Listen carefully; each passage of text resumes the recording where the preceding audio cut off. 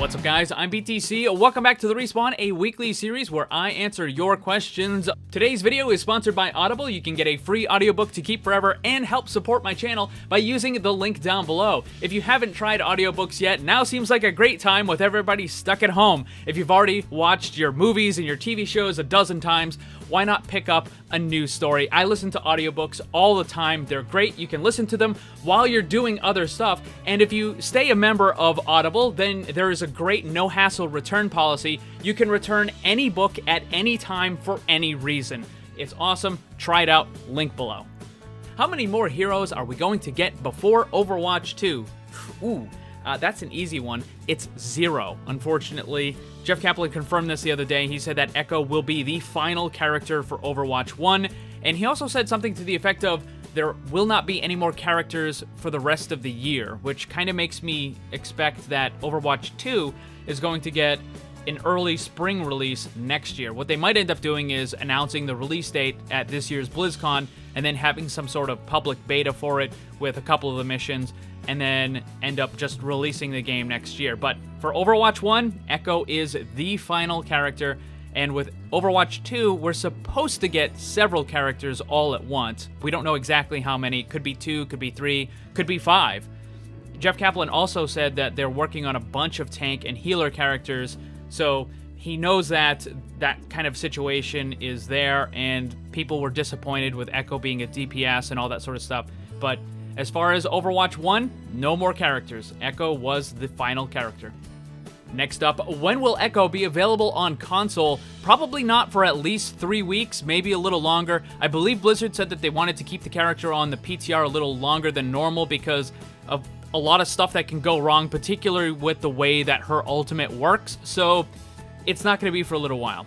And the reason why this sort of stuff doesn't get put into the new experimental mode is because there's a lot of possibility for things to go wrong with bugs and crashes and that sort of stuff, and they don't want to put that in the live version of the game, which is why it stays on the PTR. So probably not for at least 3 weeks. Next up, do you think Doomfist would make a good tank option? I've seen this suggested quite a few times. I'm not really so sure. I mean, he obviously wouldn't work as a frontline tank, kind of like a Reinhardt or Narissa, although you could make him into a dive tank, more like Diva, Winston, Hammond, that sort of stuff. But I'm not really sure if it would be a good fit for him. You would have to drastically lower his damage potential, and I don't know, it just doesn't seem to really fit the character, right? I mean, Doomfist is supposed to have this super powerful gauntlet, and he's supposed to be able to just, level a skyscraper sort of thing. And if you turned him into a tank, you would have to nerf his damage output so massively that it just wouldn't be the same anymore. I mean, you could probably get it to work as like a bruiser type off-tank, dive tank sort of thingy. I don't know, it just wouldn't really fit the character, I don't think, though. I mean, maybe you could get it to work, but I'm not sure. Next up, do you think Overwatch 2 will have a battle pass system? Probably not. From what I can tell, Blizzard and Activision seem to be more inclined to use loot boxes for that sort of stuff, and I don't really see them switching over to a battle pass, particularly for a PvE game, right? Like, it's not even PvP, like you're going against just computer-controlled stuff, and battle pass stuff doesn't really seem to work all that good with that kind of a thing. It's more about the battle royale type environments, so I don't think a battle pass would ever be on Overwatch 2. I mean, it's possible, but unlikely. Next up, do you think that Blizzard is not reworking Horizon and Paris because of Overwatch 2? Well, from what I understand, there's actually 2 different teams, one that's working on Overwatch and one that's working on Overwatch 2. I'm certain that there's going to be some overlap, but I think that, yeah, one of the main reasons why we're not seeing big reworks to stuff like Horizon and Paris and even some of the characters that might need it, Bastion, is because of Overwatch 2. And they're prioritizing the new stuff rather than trying to fix the old. Now, that doesn't mean that they're never going to go back and try to make changes. It just doesn't seem like it's a really high priority right now. Although, one of the things that Jeff Kaplan said is, even though we're not supposed to get a new hero this year, he did kind of hint a little bit about getting a new map. And again, I think that's going to be more inclined to work on new maps as opposed to going back and fixing the old ones. So yeah, I don't think we're going to see any reworks on Horizon or Paris until after Overwatch 2 is released. Next up, would a player get better by training in Grandmaster for a week despite being Bronze normally? No, absolutely not. If you want to get better, then you need to practice against people that are of your skill level or slightly above your skill level. If there is a massive, drastic difference in the skill between you and the other people, you're not going to learn anything. If you were trying to learn how to do really any competitive sport and they just threw you in with a bunch of professionals, you would get destroyed. You wouldn't know what was going on and everything would just be happening so fast, you wouldn't get the opportunity to learn. In fact, you would learn way, way more from an out-of-shape high school coach than you ever would from playing against professionals if you're just thrown into that environment. Now, if you had a professional coach helping you, then that would be different, but if you're just in the game, no, that's not going to help you at all. Next up, do you think Pharah needs a rework? No, I don't think she needs any kind of a major rework, maybe some minor changes and some buffs. For a while, Pharah was just absolutely crushing on console, particularly in the upper bracket, and then Blizzard went in, made a whole bunch of nerfs, and now the character is one of the least used DPS in the entire game, both on PC and console.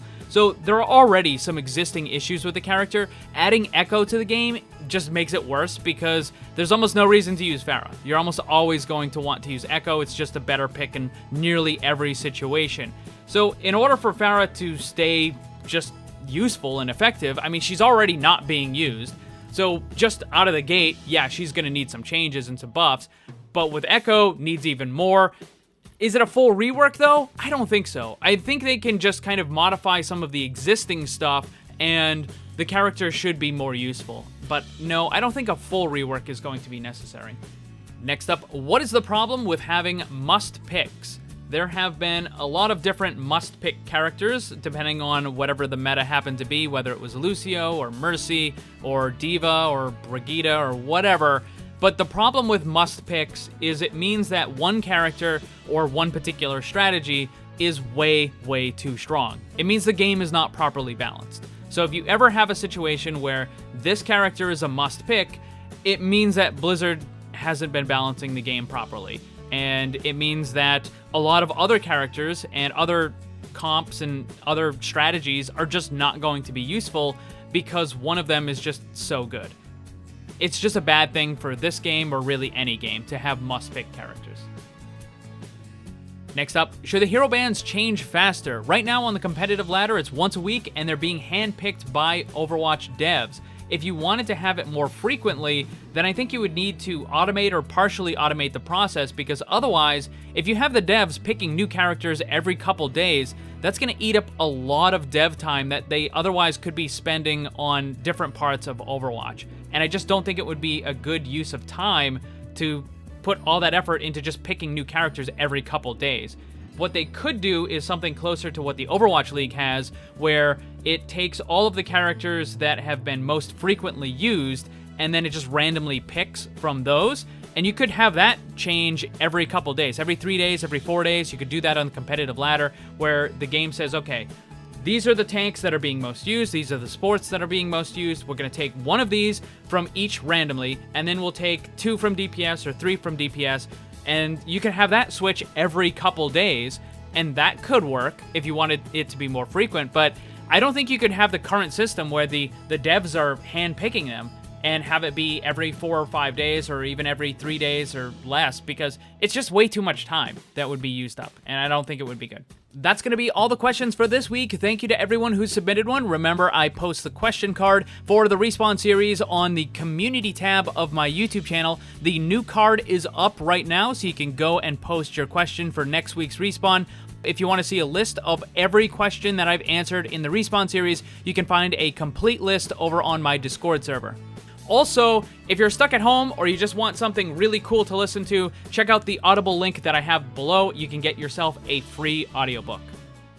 Thanks for watching, and if you'd like to see more, make sure you subscribe and hit that bell to get notified. You can get some cool gear, join my Discord server, or follow me on social media with the links down in the description below. Special thanks to my Patreon supporters, and remember, always blame the controller because it's never your fault.